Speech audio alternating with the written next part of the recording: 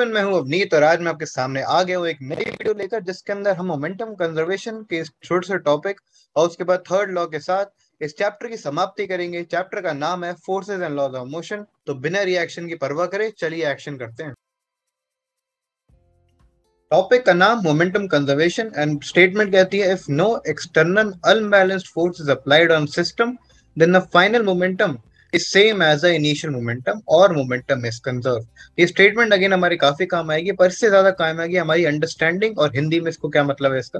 तो इसका मतलब यार ये बनता है कि अगर कोई भी अनबैलेंस्ड एक्सटर्नल फोर्स नहीं है, मतलब कि अगर एफ एक्सटर्नल जीरो है, अगर हमारे ऊपर कोई नेट एक्सटर्नल फोर्स नहीं लगती है, तो ये हम बोल सकते हैं सीधा सीधा कि मोमेंटम में कोई चेंज नहीं आएगा, मतलब मोमेंटम में कोई भी फर्क नहीं पड़ेगा। अगर एक सिस्टम को हम धक्का ना दे या फिर पुल ना करे, उसके लिए उसका मोमेंटम जो है वो हमेशा कंजर्व रहता है, मतलब सेम रहता है। कंजर्व का मतलब क्या होता है कि जो पहले था वही बाद में सेम है। मतलब अगर तुम्हारे पास 10 रुपए पहले थे तो 10 रुपए बाद में होने चाहिए। समझ में आई ये चीज रही? तो पूरी तुम्हारी पॉकेट में हो सकता है यार तुम्हारे पास दो पॉकेट हो और दोनों में 5-5 रुपए थे पहले, ठीक है? तो मैंने बोला यार तुम्हारे पास टोटल 10 रुपए हैं। अब यार दूसरा केस क्या हो सकता है कि मैं तुम्हारे एक पॉकेट से 2 रुपए निकाल के दूसरे पॉकेट में 2 रुपए डाल दूं, तो तुम्हारे में क्या हो जाएगा, एक पॉकेट में 7 रुपए हो जाएंगे, एक पॉकेट में 3 रुपए हो जाएंगे। और जो तुम्हारा जो टोटल पैसे होंगे वो 10 रुपए ही रहेंगे। तो यहाँ पे यही चीज होती है कि अगर दो बॉडीज हैं, उससे हम उन दोनों बॉडीज को मिला के मैं एक सिस्टम बोल देता हूँ, और उसके ऊपर हम कोई अलग से एक्सटर्नल फोर्स अप्लाई अगर नहीं कर रहे हैं, तो उसका मतलब ये है कि अगर पहले दोनों का मोमेंटम 5-5 था, तो हो सकता है कि कुछ ना कुछ होने के बाद उनका मोमेंटम 7-3 हो जाए, कोई फर्क नहीं पड़ता रहे। पर ये है कि जो टोटल मोमेंटम है वो दोनों को मिला के सेम रहेगा। अगर 5 + 5 10 पहले था तो 7 + 3 भी 10 ही होगा, 7 + 10 नहीं हो जाएगा, राइट? तो ये चीज हमें ध्यान रखनी होती है।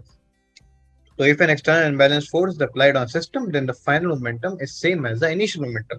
That is momentum conserve होता है। मोमेंटम को कोई बाल बाका नहीं कर सकता, बिल्कुल वैसे ही जैसे एनर्जी कंजर्व रहती है।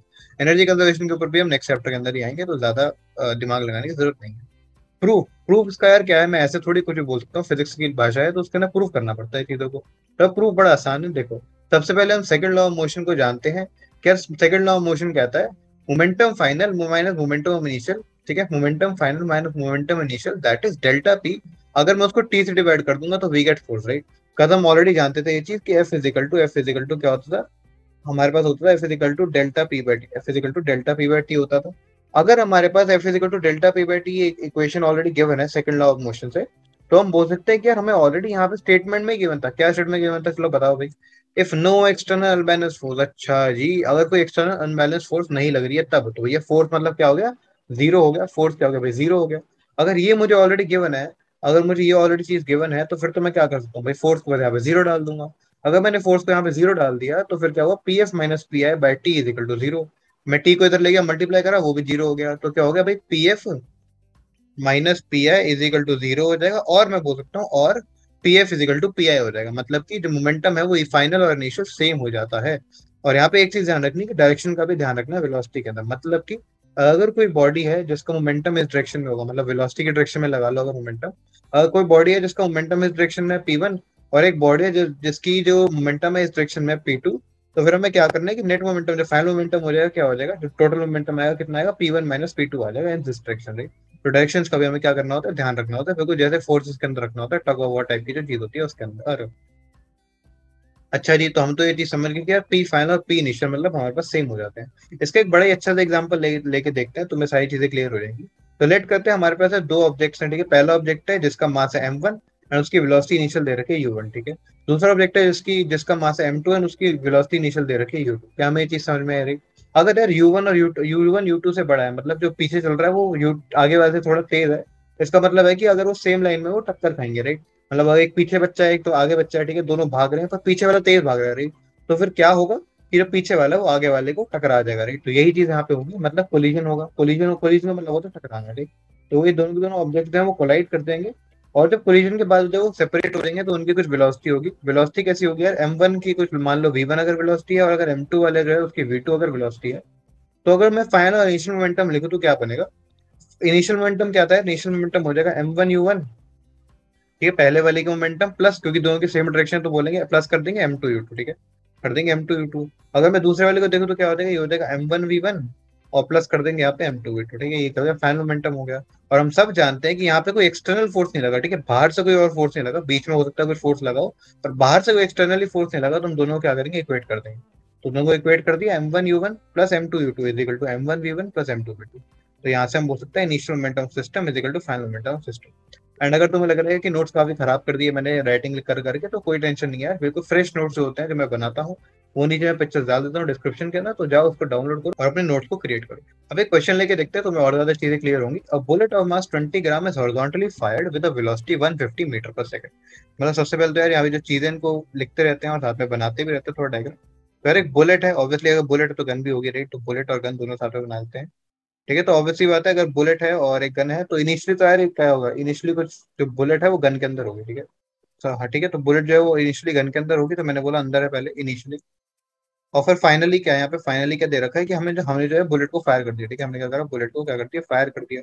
तो ये गन है एक हमारे पास, ठीक है, ये गन है और एक बुलेट है जो कि बाहर निकल गई है। अब दोनों के मास भी दे रखे हैं, बुलेट का मास दे रखा है 20 ग्राम, ठीक है, बुलेट का मास दे रखा है 20 ग्राम। एंड जो हमारे पास गन है उसका मास दे रखा है 2 kg, ठीक है, उसका मास दे रखा है 2 kg। और जो टोटल हो जाएगा कितना हो जाएगा, 2 kg प्लस 20 ग्राम कर दो, दैट इज 2020 ग्राम हो जाएगा। 20 मतलब मैंने 2000 लिख दिया, 2000 ग्राम हो गया ना, 2 kg 2000 ग्राम, राइट। तो मैंने बस दोनों को ऐड करके टोटल मास जो था यहाँ पे लिख दिया। What is the recoil velocity. तो देखो सिंपल सा लॉजिक यहाँ पे देते हैं, सिंपल सा लॉजिक देते हैं कि जब ये इनिशियली है तो इनिशियली तो भैया मोशन में नहीं है, मतलब ये रुका हुआ है, राइट। तो u बेसिकली दोनों होते हैं, u1 भी जीरो है और u2 भी जीरो है, ठीक है। u1 का मतलब यार गन की इनिशियल वेलोसिटी भी जीरो है और हमारे पास बुलेट की इनिशियल वेलोसिटी भी जीरो है। फाइनल की अगर मैं बात करूँ तो यार दे रखा है कि जो बुलेट है वो 150 मीटर पर सेकंड से जा रही है, ठीक है, 150 मीटर पर सेकंड से जा रही है। और बोल रहा है कि रिकॉल वेलोसिटी क्या होगी गन की। रिकॉल वेलोसिटी का मतलब क्या होता है कि जो गन है वो किस वेलोसिटी से पीछे मूव करेगी, ठीक है, धक्का जो लगता है इंसान को पीछे जो गन पकड़ता है, तो ये जो वेलोसिटी है वी उसको वी लेट कर लेता है। तो अब यहाँ पे अगर मैं निकालू तो दोनों के डायरेक्शन अपोजिट होने की वजह से मैं क्या बोलूंगा, 20 ग्राम और साथ में कर देते हैं 150, ठीक है। और ये माइनस कर दूंगा मैं यहाँ पे 2000, क्योंकि यार ऐसे यूनिट्स यहाँ पे हमें आपको सेम यूनिट्स हमें यहाँ पे सेम रखनी पड़ेगी, क्योंकि अगर एक मैंने इसको अगर ग्राम में लिया तो ये वाले को भी ग्राम में लेंगे या फिर दोनों को केजी में कर देंगे, तो यहाँ पे 2000 वी हो जाएगा इसका टोटल मोमेंटम फाइनल। ये क्या है हमारे पास पी फाइनल हो जाएगा, और पी इनिशियल कितना है, तो भैया पी इनिशियल तो बड़ा आसान है, पहले वाले का मोमेंटम कितना होगा, m1u1 ऑलरेडी जीरो है तो जीरो हो जाएगा, प्लस दूसरे का भी जीरो, तो इनिशियल मोमेंटम कितना है, जीरो हो जाएगा, right? अगर जीरो इनिशियल मोमेंटम है जो कि फाइनल मोमेंटम के इक्वल होगा, तो इसको क्या करेंगे, इसको कर देंगे यार हम 20 × 150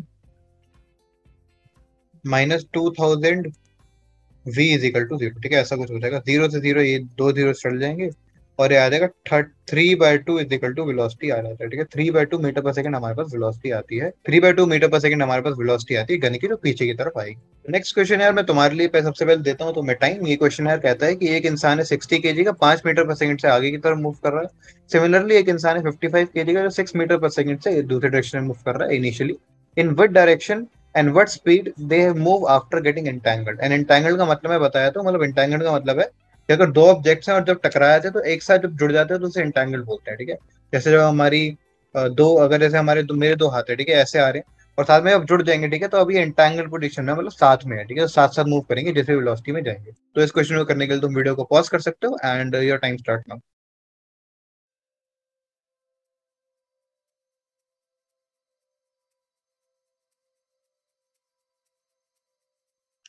आई होप तुमने यार क्वेश्चन को करने का ट्राई पूरा पूरा करा, एंड अगर नहीं हुआ तो भी कोई दिक्कत नहीं है, एंटैंगल्ड हो सकता है, एक प्रॉब्लम का सिचुएशन बन रही हो रही। तो सबसे पहले तो यार यहाँ पे क्या करेंगे, हमें पता है यार एक इंसान है 60 kg का है, 5 मीटर पर सेकंड से जा रहा है इस डायरेक्शन के अंदर, मोमेंटम 1, ठीक है, और दूसरे वाले की जो मोमेंटम है वो दूसरे डायरेक्शन में है, 55 × 6 हो जाएगा, राइट। तो अब अगर मैं यहाँ पे करूंगा तो क्या होगा, इसका मोमेंटम कितना होगा, 60 × 5 होगा, ठीक है, इसका मोमेंटम 60 × 5 और दूसरे वाले का मोमेंटम कितना होगा, 55 × 6 हो जाएगा। कैसे मैंने बताया यार, मास इंटू वेलोसिटी का मोमेंटम की बेसिक डेफिनेशन होती है। तो इसकी कितनी वैल्यू आ गई, वो 300 और इसकी कितनी आ गई, 330 आ गई, राइट। थोड़ा मल्टीप्लिकेशन कर लेना आराम से। तो 300 इस डायरेक्शन में, 330 इस डायरेक्शन में, तो पी इनिशियल जो इनिशियल मोमेंटम आएगा टोटल वो कितना आएगा, 300 माइनस 330, ठीक है, माइनस 30 अगर बोल सकते हो 30 इन दिस डायरेक्शन, ठीक है, 30 इस डायरेक्शन के अंदर हमारी जो है KG metre per second again momentum आ जाता है इनिशियल। अगर मैं फाइनल मोमेंटम की बात करूँ तो यहाँ पे बोल रखा है कि दोनों एंटैंगल हो गए, ठीक है। एंटैंगल का मतलब क्या होता है ना, कि दोनों जो बॉडी है वो साथ में मूव कर रही है। इट मीन्स कि अगर ये दोनों है, ये और ये बिल्कुल एक दूसरे चिपक गए हैं काइंड ऑफ, ठीक है, ये जो पूरा एक सेट बन गया और ये एक ही सिंगल वेलोसिटी से मूव कर रही है, राइट। अगर ऐसा हमारे पास है तो यार जो पूरा सिस्टम है, ठीक है, ये 60 का है, ये आदमी 60 का, ये 55 का है, राइट। अगर मैं ऐसा लेट करूंगा तो जो इसका फाइनल मोमेंटम कितना आएगा, ये आ जाएगा 60v ठीक है, पहले वाले का मोमेंटम प्लस 55v, क्योंकि दोनों का वेलोसिटी सेम है तो मैंने वी डाल दिया, राइट। और ये होगा पी फाइनल। सब जानते हैं कि पी फाइनल जो है पी इनिशियल के इक्वल होता है, यहाँ पे सब जानते हैं क्योंकि कोई एक्सटर्नल फोर्स नहीं है, राइट। तो अगर ऐसा है तो 60v प्लस 55v जो होगा वो किसके इक्वल हो जाएगा, it would be equal to 30, and we can easily say कि यार ये हो जाएगा 115v is equal to 30, right. And if we solve it थोड़ा ढंग से तो ये आ जाएगा 6/23 आ जाएगा ना, 5 से काटेंगे, यस 6/23 इसका आंसर आ जाएगा। तो this is the final answer जो हमें आता है। और हमने कैसे करा, तो बड़ा आसान काम था। इनिशियल मोमेंटम निकालेंगे, फाइनल मोमेंटम निकालेंगे, दोनों को इक्वेट करेंगे, एंड फाइनल मोमेंटम निकालने के लिए हमें ये चीज करनी है कि दोनों की वेलोसिटी सेम हो जाएगी, ठीक है, दोनों की वेलोसिटी क्या हो जाएगी, सेम हो जाती है। नेक्स्ट हमारे सामने इस चैप्टर का सबसे लास्ट टॉपिक आता है और सबसे one of the most important topic आता है थर्ड लॉ ऑफ मोशन, और जिसे हम रिएक्शन लॉ भी बोलते हैं। तो third law of motion basically क्या कहता है, third law of motion says कि यार the Newton third law of motion says for every force there exist an exact opposite force which with same magnitude but opposite direction acting on different bodies। मतलब कि यार ये क्या कहता है कि अगर कोई फोर्स एग्जिस्ट करती है नेचर के अंदर, अगर फोर्स एग्जिस्ट करती है नेचर के अंदर, तो नेचर में एक ऐसी फोर्स एग्जिस्ट करेगी जो कि उसके एग्जैक्ट अपोजिट होगी, ठीक है, उससे एग्जैक्ट अपोजिट होगी और सेम मैग्नीट्यूड की होगी, ठीक है, सेम मैग्नीट्यूड की होगी, बट उसकी डायरेक्शन जो होगी वो अपोजिट होगी और डिफरेंट बॉडीज पे एक्ट करेगी, ठीक है। अब इसको मैं जब प्रैक्टिकली दिखाऊंगा तब समझ आ जाएगा, ऐसे थोड़ा क्लियर नहीं होता, राइट। तो बेसिकली क्या करें, क्या एक तो मैग्नीट्यूड सेम रहना चाहिए, मैग्नीट्यूड दोनों का सेम होगा, मतलब अगर एक 10 न्यूटन का है दूसरी भी 10 न्यूटन की होगी। अगर एक ही डायरेक्शन ऐसी है तो ऑपोजिट डायरेक्शन मतलब बिल्कुल ऐसी डायरेक्शन होगी इसकी, ठीक है। अगर एक डायरेक्शन एक्स एक्सिस पे पॉजिटिव एक्स में है तो दूसरी माइनस एक्स में होगी। और तीसरा ये है कि डिफरेंट बॉडीज पे एक्ट करेगी, ठीक है, डिफरेंट बॉडीज पे एक्ट करेगी। तो इससे ये चीज का भी आंसर हो जाता है कि यार कुछ लोग पूछते हैं कि अगर ये सेम मैग्नीट्यूड की और अपोजिट डायरेक्शन में लगती है तो जो नेट फोर्स है वो जीरो क्यों नहीं हो जाता। तो नेट आंसर ये आता है कि जो दोनों के दोनों है वो डिफरेंट बॉडीज पे लग रही है, ठीक है, डिफरेंट बॉडीज पे लगती है, जिसकी वजह से हम बोल सकते हैं कि कैंसिल नहीं होता। इसका एग्जांपल लेता है, जैसे यार अगर तुम एक दीवार के सामने खड़े हो और तुम दीवार के ऊपर 10 न्यूटन लगाते हो, ठीक है, अगर तुम दीवार के ऊपर 10 न्यूटन की फोर्स लगाते हो तो ये वाली फोर्स मैंने दिखाई यार तुम्हारे द्वारा, ठीक है, 10 Newton on wall bye you, ठीक है। तो बेसिकली जो दीवार है उसके ऊपर 10 न्यूटन लगी है, 10 न्यूटन जो कि तुमने लगाई है, ठीक है, ऑन वॉल लगी है और ये तुमने लगाई है by you. On the other hand जो वॉल होगी, ठीक है, तुम्हें रोकने के लिए क्या करेगी, वॉल भी तुम्हें पीछे की तरफ धक्का देगी, ठीक है, वॉल भी तुम्हें पीछे की तरफ एक धक्का देगी, और वो जो फोर्स है उसकी वैल्यू कितनी होगी, 10 न्यूटन ही होगी और अपोजिट डायरेक्शन, ठीक है, क्योंकि इसकी डायरेक्शन ये वाली थी आगे की तरफ, तो तुम्हारा जो 10 न्यूटन है वो पीछे की तरफ होगा, और ये ऑन यू लगेगा, ये तुम्हारे ऊपर लगेगा, क्योंकि मैंने बोला था डिफरेंट बॉडीज पे लगता है, ठीक है। तो ऑन यू बाय वॉल लगता है, ठीक है, वॉल तुम्हारे ऊपर लगाएगी ये वाली। पहले तुम वॉल के ऊपर लगाते 10 न्यूटन आगे की तरफ, वॉल ने तुम्हारे ऊपर पीछे की तरफ फोर्स लगाई 10 न्यूटन। क्या हमें चीज समझ में आ रही। सिमिलर एग्जाम्पल है हमारे पास स्टैंडिंग के अंदर होता है, जब यार हम फर्श पे खड़े होते हैं तो क्या होता है, बिल्कुल सेम एग्जांपल है कि हम अपना वेट जो है यार फ्लोर के ऊपर रखते हैं, ठीक है, हमारा जो वेट है वो फ्लोर के ऊपर फोर्स लगा रहा है, राइट, जो हमारा वेट है वो फ्लोर के ऊपर लगता है। और बिल्कुल उल्टा हमारे पास होता है एक रिएक्शन, ठीक है, जो हमारे पास फ्लोर हमारे ऊपर लगाता है, ठीक है, एक फ्लोर जो है वो हमारे ऊपर रिएक्शन लगाता है जो वेट का। अगर मेरा वेट जैसे 50, ठीक है, अगर मेरा वेट अगर जैसे 500 न्यूटन है, अगर नीचे वेट जो है अगर मेरा, तो जो मेरी रिएक्शन होगी वो भी ऊपर 500 न्यूटन ही लग रही होगी, ठीक है, जो रिएक्शन होगी वो 500 न्यूटन लगेगी, वो मेरे ऊपर लगेगी, जो फ्लोर है वो मेरे ऊपर, जो फ्लोर है वो मेरे ऊपर रिएक्शन लगाएगा और मैं फ्लोर के ऊपर रिएक्शन लगाऊंगा, डायरेक्शन दोनों की अपोजिट होगी और मैग्नीट्यूड सेम रहेगा, राइट। तो ये अगेन क्या है, एक्शन रिएक्शन पेयर है।